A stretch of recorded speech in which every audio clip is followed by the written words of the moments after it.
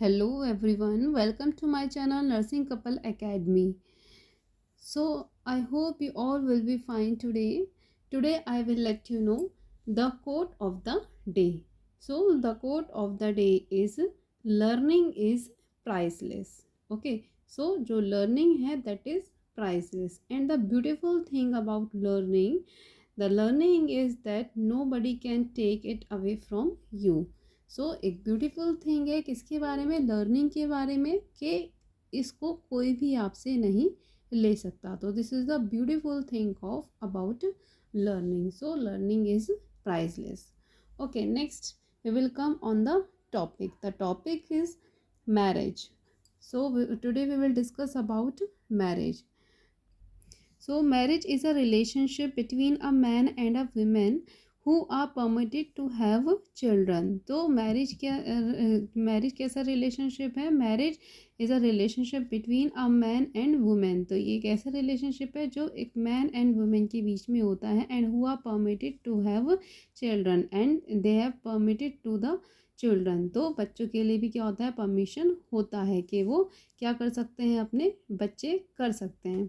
In India, marriages are performed according to traditional law rituals. It is the union between the two families rather than two young people. So क्या है जो India में है, जो वो किसके according marriage perform की जाती है? कुछ ट्रेडिशनल है, ट्रेडिशंस हैं, लॉज हैं, रिचुअल्स हैं. सो क्या है, it is the union between the two families. जो मैरिज है इंडिया में वो सिर्फ दो पर्सन के बीच में, मैन एंड वुमेन के बीच में ही नहीं होती, बल्कि दो फैमिलीज़ भी क्या होती हैं, उसमें यूनाइट होती हैं. Next is definition. So marriage is the approved social pattern whereby two or more person establish a family, and this is according to Horton and Hunt. तो जो मैरिज है वो क्या है, it is a social approved social pattern, मतलब कि society के through approved होने वाला पैटर्न है. Whereby two or more person establish a family, जहाँ पे दो या उससे ज़्यादा लोग क्या कर सकते हैं, अपनी फैमिली को इस्टेब्लिश कर सकते हैं.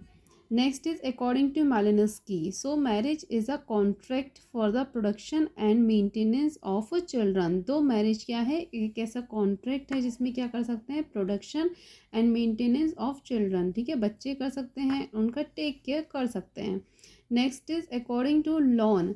सो marriage is defined as a relatively permanently bond between permissible mates. So according to Lowie जो मैरिज है वो क्या है, it is a relatively permanently bond. ये कैसा बॉन्ड है, एक परमानेंटली बॉन्ड होता है किसके बीच में, परमिसिबल मेट्स. परमिसिबल मेट्स मतलब कि जो एक दूसरे के लिए बने होते हैं. Next we will see types of marriage. So there are many types of marriage.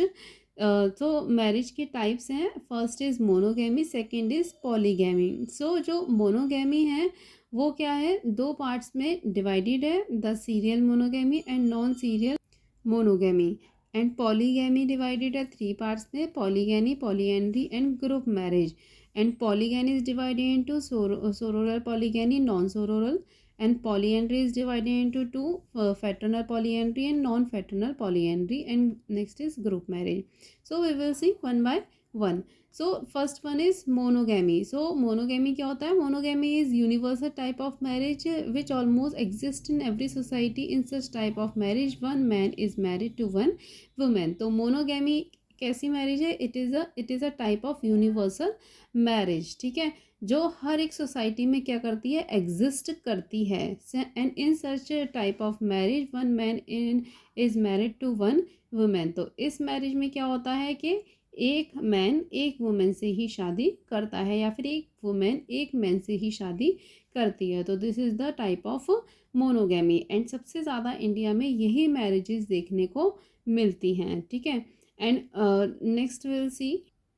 Next is types of monogamy. तो मोनोगैमी के टू टाइप्स हैं, non serial and serial monogamy. So non serial क्या होती है, straight monogamy. It is a type of monogamy in which one man is married to one women, but in case of divorce or death of spouse either of them can not marry again. तो non serial monogamy क्या होती है कि यहाँ पे एक man एक ही women से, या फिर एक वुमेन एक ही मैन से शादी करती है, बट इन केस जो पार्टनर है चाहे कोई भी हो, मेल या फीमेल, अगर पार्टनर की डेथ हो जाती है या डाइवोर्स हो जाता है या सेपरेट हो जाते हैं, तो उसके बाद भी क्या है, कोई भी पार्टनर क्या नहीं करता, शादी नहीं करता, मीन सेकेंड मैरिज नहीं करता है। तो this is a non serial monogamy. Next is serial monogamy. तो serial monogamy is opposite to non serial, means यहाँ पे एक मैन एक वुमेन से शादी तो करता है, बट इन केस अगर डाइवोर्स या फिर डेथ या फिर सेपरेशन हो जाता है, तो यहाँ पे क्या है, जो पार्टनर है वो क्या कर सकते हैं, वो सेकेंड मैरिज कर सकते हैं, दोबारा से शादी कर सकते हैं। Next we will see polygamy. So polygamy क्या है, polygamy is a type of marriage in which one man is married to more than one women. ठीक है, सो पॉलीगेमी क्या है, इसमें एक आदमी बहुत सारी फीमेल्स के साथ क्या करता है, शादी करता है, और one women is married to more than one man at the same time. ठीक है, मतलब कि क्या है कि एक ही समय पे क्या है, एक से ज़्यादा पार्टनर के साथ शादी करना, that will be the polygamy. Polygamy is classified into two categories. जो पॉलीगेमी है वो टू कैटेगरीज में क्लासीफाइड है। ठीक है, सो तो next is polygamy. So same, this is the same, polygamy is the type of polygamy whereby one man is married to more than one women at the same time. ठीक है, मतलब कि एक man क्या करता है, बहुत सारी वुमेन के साथ क्या करता है, शादी करता है एक ही समय पे, without any kind of divorce, separation or death. Polygyny क्या है, टू पार्ट्स में डिवाइडेड है। First is sororal polygyny, second is non sororal polygyny. So the word sororal is derived from Latin word soror, which means sisters. When a man is married with two sisters at once is called sororal polygamy। ठीक है, तो sororal polygamy क्या है, यहाँ पे जो man है अगर उसने अपनी वाइफ के साथ शादी करी है, तो जब वो बहुत सारी फीमेल्स के साथ शादी कर रहा है, तो वो जो फीमेल होंगी वो कौन ऐड होंगी, जो वाइफ है उसकी सिस्टर्स ऐड होंगी। मतलब कि एक मैन अपनी वाइफ के साथ साथ में उसकी बहन के साथ भी शादी करता है, तो that will be the sororal polygyny. Next is non-sororal polygamy. So non-sororal polygamy is a type of polygamy whereby a man is married to more than one woman at once, but his wives are not blood related. Means यहाँ पे क्या है कि जैसे यहाँ पे क्या था कि वाइफ की सिस्टर्स के साथ जो ब्लड रिलेटेड थी उनके साथ शादी करता है मैन, बट यहाँ पे क्या है, यहाँ पे अपोजिट है कि यहाँ पे वाइफ के साथ में जो अदर वुमेन्स के साथ शादी करेगा वो क्या नहीं होंगी, वो ब्लड रिलेटेड नहीं होंगी। ठीक है, वो अदर वुमेन्स होंगी, तो that will be the non sororal polygyny. Next we will see polyandry. So polyandry is a type of polygamy whereby one woman is married to more than one man. तो polyandry क्या है, ये भी एक polygamy का type है, जहाँ पे क्या है, जो एक women बहुत सारे मेंस के साथ क्या करती है, शादी करती है। And the type of marriage is still practiced by some African and Indian tribes. Moreover, polyandry is further divided into two types. जो polyandry है वो two types में divided है।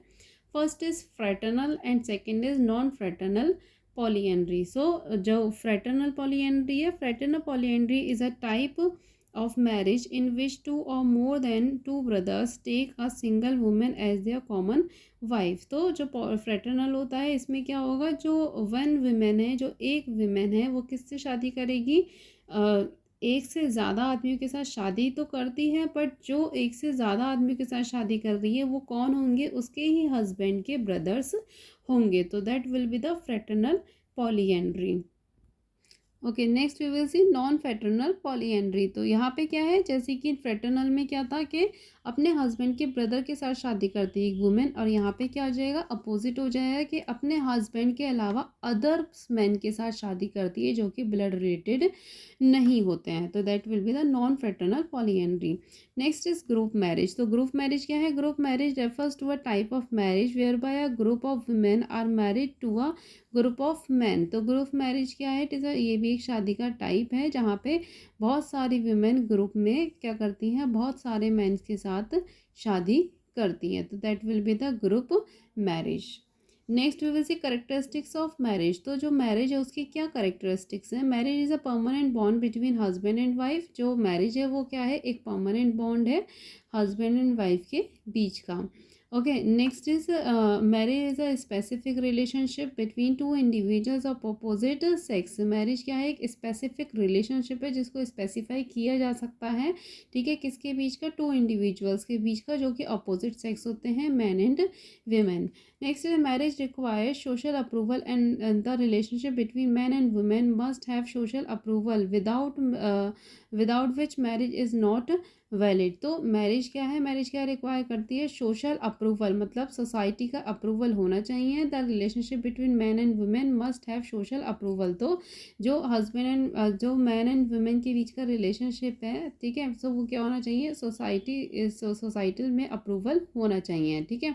Next is marriages establish Family helps in providing facilities for the protection, procreation and upbringing of children. So marriage क्या करती है, marriage एक family को इस्टेब्लिश करती है and family helps in providing facilities. और जो फैमिली है वो फैसिलिटीज़ को प्रोवाइड करने में हेल्प करती है जिससे क्या हो सके, बच्चों को एक अच्छी अपब्रिंगिंग मिल सके. Next is marriage creates mutual obligation between husband and wife. Marriage क्या बनाती है, एक दूसरे के बीच का, हस्बैंड वाइफ के बीच का म्यूचुअल ऑब्लिगेशन बनाती है. Marriage is always associated with some civil and religious ceremony. जो मैरिज है वो हमेशा किससे जुड़ी होती है, कुछ सिविल एंड रिलीजियस सेरेमनीज से जुड़ी हुई होती हैं. Next is marriage regulate sex relationship according to prescribed custom and laws. तो मैरिज क्या रेगुलेट करती है, कस्टम एंड लॉज के अकॉर्डिंग सेक्सुअल रिलेशनशिप को रेगुलेट करती है. Marriages has certain symbols like ring, vermilion, special clothes, etc. So marriage क्या certain करती है, कुछ सिंबल सर्टेन करती है, लाइक रिंग हो गया, रिंग पहनाना हो गया, वरमाला हो गया, ठीक है, स्पेशल कुछ क्लोथ्स हो गए, तो इन सबको क्या करती है, सिंबलाइज करती है. Next is function of marriage. So जो मैरिजेस का क्या फंक्शन है, regulation of sex life and inheritance of procreation. So जो मैरिज के फंक्शन है वो है कि जो मैरिज है वो क्या करती है, सेक्स लाइफ को रेगुलेट करती है. Next is marriage leads establishment of family. जो मैरिज है वो फैमिली का इस्टेब्लिशमेंट करती है.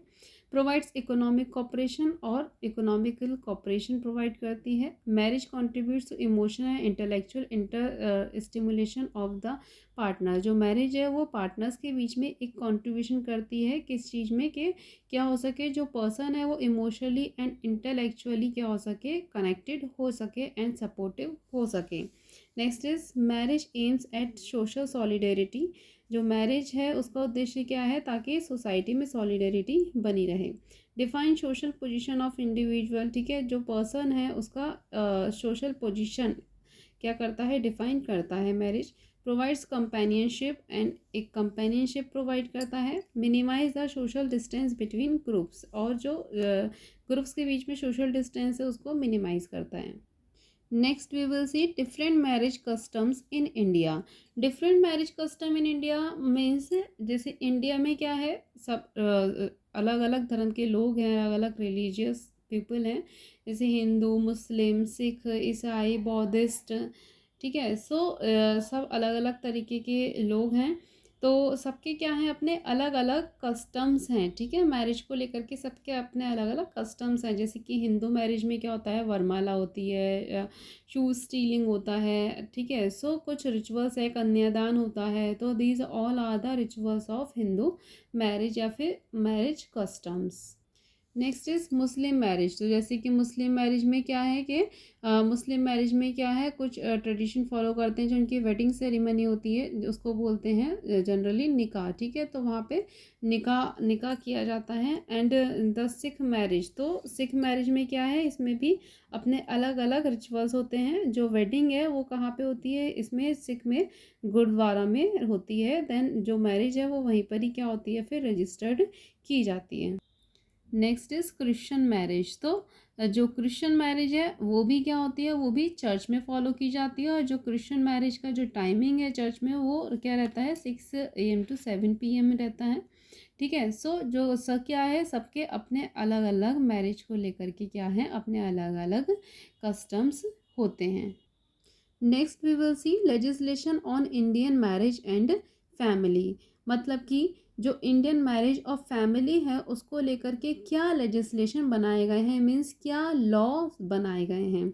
So the first legislation is the Prevention of Sati Act 1829. So the formation of this act includes saving the lives of widows and punishing the fining those instigate the practice of sati. तो जो सती act है उसका क्या करा गया, उसकी रोकथाम करी गई। सती एक्ट मतलब कि क्या है कि इसके अंदर में जो हस्बैंड है, जब हस्बैंड की डेथ हो जाती थी पहले के टाइम में, तो क्या करना पड़ता था, जो फीमेल है उसको अपने हस्बैंड के साथ में ही जल जाना पड़ता था। ठीक है। तो ये क्या था, एक सती एक्ट कहलाता था। सती एक्ट क्यों कहलाता था, क्योंकि जैसे कि शंकर भगवान के साथ में क्या हुआ था कि जो सती हैं, उनकी जो वाइफ थी, उन्होंने क्या कर लिया था, खुद को अपने आप से उन्होंने आग लगा लिया था। तो उसी तरीके से क्या है कि लोगों ने उस चीज़ को, उस पैटर्न को फॉलो करना शुरू कर दिया पहले के टाइम के लोगों ने। तो जब हस्बैंड की डेथ होती है तो उस टाइम पे क्या है कि जो फीमेल थी उनको भी साथ में उनके साथ सती होना पड़ता था। तो इस जो लोगों ने बना रखा था प्रथा, तो इस चीज़ को क्या करा गया, इसकी रोकथाम करी गई कब, 1829 में। तो इस लेजिस्लेशन को क्या बोला गया, the prevention of Sati act 1829। Next is the Hindu widow remarriage act 1856। So Hindu widow remarriage act का मतलब नाम से ही पता चल रहा है कि जो जैसे कि फीमेल क्या हो जाती थी, कम एज में ही विडो हो जाती थी, हस्बैंड की डेथ हो जाती थी, तो पहले क्या होता था कि उनको दोबारा से शादी करने के लिए अलाउ नहीं होता था। ठीक है। तो उस चीज़ पर रोकथाम लगाई गई कि अगर कोई लड़की 16 साल की उम्र में या 12 साल की उम्र में क्या हो गई है, विडो हो गई है, तो उसको दोबारा से शादी नहीं करने दी जाती थी। तो इसलिए क्या किया गया कि जो हिंदू विडो रीमैरिज एक्ट है उसको शुरू किया गया कि जो विडो हैं, जो हिंदू विडोज़ हैं, वो क्या कर सकती हैं, दोबारा से शादी कर सकती हैं। तो that will be the Hindu widow remarriage act. Next is the civil marriage act 1872। तो the civil marriage act is, this is the provided legal permission for the intercaste, inter religious and registered marriage. तो ये क्या है, इसके अंतर्गत क्या करा गया, क्या मतलब कि लीगल परमिशन प्रोवाइड की गई, किस चीज़ के लिए, इंटरकास्ट मैरिज के लिए, इंटर रिलीजियस मैरिज के लिए एंड रजिस्टर्ड मैरिजेस के लिए। Okay. So next is the Hindu marriage act 1955। सो क्या है कि यहाँ पे कंडीशंस वैलिड थी कि prohibition polygamy, polyandry and child marriage के। यहाँ पे क्या है, जो हिंदू मैरिज है उसमें जो क्या है, पॉलीगैमी शादी नहीं होंगी, पॉलीएंड्री नहीं होंगी एंड चाइल्ड मैरिज नहीं होगी। ठीक है। सो इन सब चीज़ों में ये किया गया द हिंदू मैरिज एक्ट के अंडर में। Next is the dowry prohibition act 1961। तो डाउरी मतलब दहेज प्रथा, तो इस पे क्या करा गया, इस पे भी रोकथाम लगाई गई। तो this is the dowry prohibition act 1961। Next is child marriage restraint act. मतलब पहले के टाइम पे क्या होता था कि 8 साल की, 9 साल की, 10-11 साल के बच्चों की शादी करा दी जाती थी। तो इसलिए क्या करा गया, चाइल्ड मैरिज रिस्ट्रेंट किया गया, मतलब कि जो छोटे बच्चे हैं उनकी शादी ना हो, उस चीज़ की क्या करी गई, रोकथाम करी गई। Next is the Hindu adoption and maintenance act. तो इसके अंतर्गत क्या आता है, it provides provision for childrens, women and rights to adopt a child. तो जो वुमेन है उसको क्या दिया गया, राइट दिया गया कि वो क्या कर सकती है, चिल्ड्रन को अडॉप्ट कर सकती है। नेक्स्ट इज MTC या MTP act, means medical termination of pregnancy. इसके अंतर्गत में क्या है, लीगलाइज अबॉर्शन। जो अबॉर्शन है वो एक लीगलाइज तरीके से कर सकते हैं। तो this is the MTP MTC। Next is family code act 1984। तो फैमिली कोड एक्ट में क्या है, provide justice to women who get involve in family dispute. तो जो विमेन फैमिली डिस्प्यूट में क्या होती है, इन्वॉल्व होती हैं, तो उनके लिए क्या प्रोवाइड करना, जस्टिस प्रोवाइड करना। Next is influence of marriage and family on health and health practices. So जो फैमिली है और मैरिज है वो किस तरीके से इन्फ्लुएंस हो सकती हैं लोगों की हेल्थ पे या फिर हेल्थ प्रैक्टिसेस पे। So first one is consanguineous marriage of the parents. अगर पेरेंट्स की क्या है, कॉन्सेंग्यूअस मैरिज है। कॉन्सेंग्यूअस मैरिज मतलब कि the marriage between the blood relation, जो ब्लड रिलेशंस होते हैं उनके बीच में क्या होना, शादी हो जाना। और जब ऐसा होता है तो क्या होता है कि कोई भी जेनेटिक कंडीशन, ठीक है, वो क्या हो सकती है फिर कंटिन्यूअसली एक ही फैमिली के अंदर चल सकती है। कोई भी अगर एबनॉर्मेलिटी है तो वो क्या हो सकती है, वो कंटिन्यूशन में हो सकती है। Next, economic status of the family. अगर फैमिली का इकोनॉमिक स्टेटस अच्छा नहीं है तो क्या होगा, लोगों की फैमिली पे और मैरिजेस पे गलत इम्पैक्ट पड़ेगा, ठीक है। वो अच्छे से डेवलपमेंट नहीं कर पाएंगे, अपने बच्चों को पढ़ा नहीं पाएंगे। तो this is the economic status of the family. Next is personality of the parents. अगर जो पेरेंट्स हैं उनकी पर्सनैलिटी क्या है, थोड़ी सी एबनॉर्मेलिटी है, मीन्स वो टेक केयर करने में कैपेबल नहीं है अपने बच्चों के, तो उस वजह से भी जो बच्चे हैं उनकी भी हेल्थ पे क्या पड़ेगा, और आसपास का जो एनवायरनमेंट है वो भी क्या होगा, अफेक्टेड हो जाएगा। Next is alcoholism and drug addiction. अगर ये सब चीज़ें हैं तो ऑब्वियस सी चीज़ है कि फैमिली एंड मैरिज पे इफ़ेक्ट पड़ेगा लोगों की। Next is culture and caste background of the family, gender inequality, educational level of the family, occupational background of the parents. So these all are the conditions. यहाँ पे क्या हो सकता है कि influence of marriage and family on health and health practices. तो क्या हो सकता है, लोगों की हेल्थ पे और हेल्थ प्रैक्टिसेस पे इन्फेक्ट पड़ सकता है। So this is all about the marriage. So I hope आप सभी को मेरा ये वीडियो पसंद आया होगा। अगर आप सभी को मेरा वीडियो पसंद आया हो तो प्लीज़ मेरे चैनल को like, share, comment and subscribe करना ना भूलें। Thank you.